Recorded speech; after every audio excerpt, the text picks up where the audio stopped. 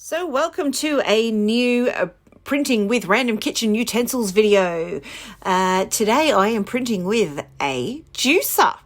So I picked this one up at my local Vinnie store, thrift store, whatever you want to call it, depending on what part of the world you are watching me from. So I seem to have a lot of watchers from the US and the UK and even from Switzerland. So who would have thunk it? Hello to wherever you are. Let me know in the comments where you're watching from today. So we have got a juicer. So I thought I'd try again, starting with the stamping, start with the basics, get those juices flowing, haha. There you go, juices flowing with the juicer. That's a bit dorky, I know. Okay, so we are working with a stamping effect with some lovely green.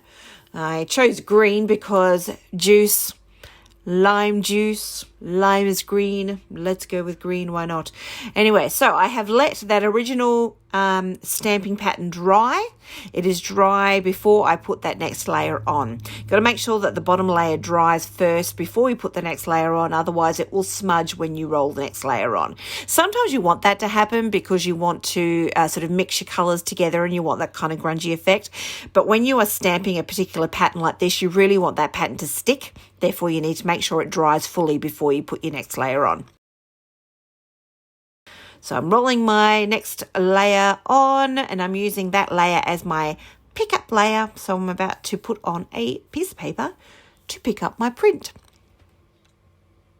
Let's have a look and see what it came out like.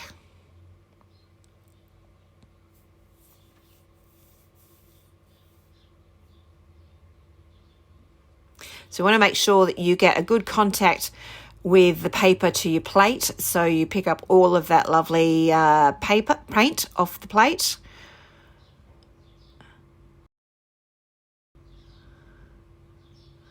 And that came up really nice, a really nice subtle pattern there with the two different colours of light green.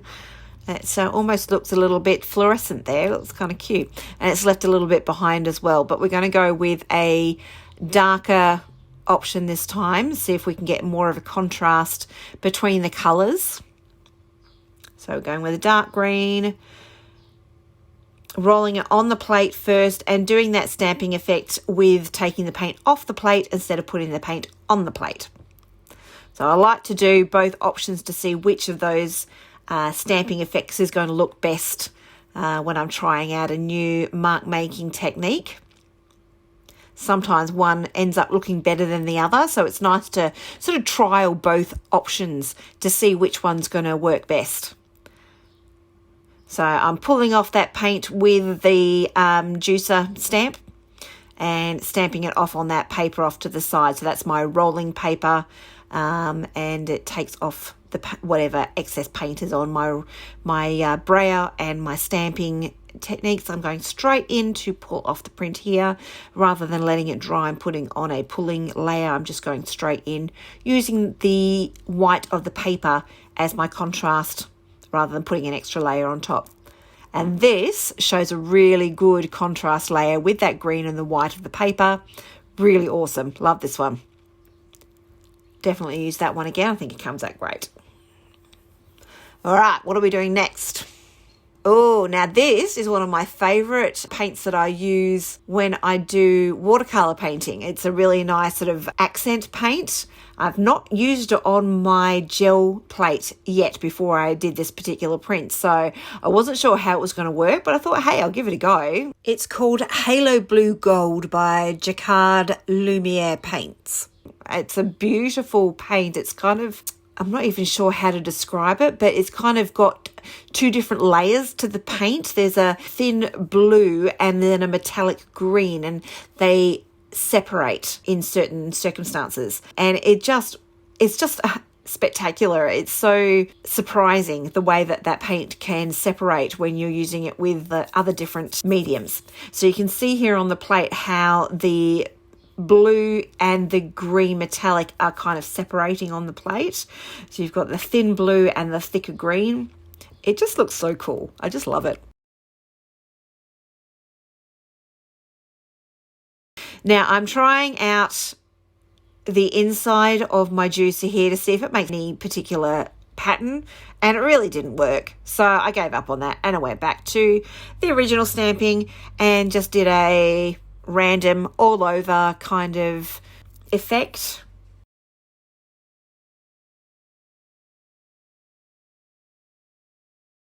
Bit more abstracty rather than going for a very obvious pattern. I'm going for a more all over the place abstract pattern to go with the paint that is very kind of abstracty.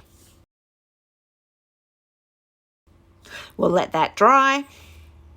Make sure it dries thoroughly, otherwise we're going to mess up the beautiful abstract paint patterns. Okay, so I'm using a lighter green to pick up the paint.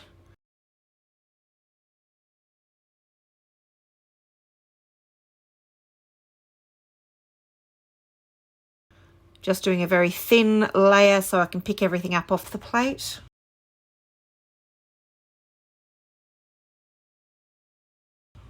Rolling off the excess on my roll-off plate paper.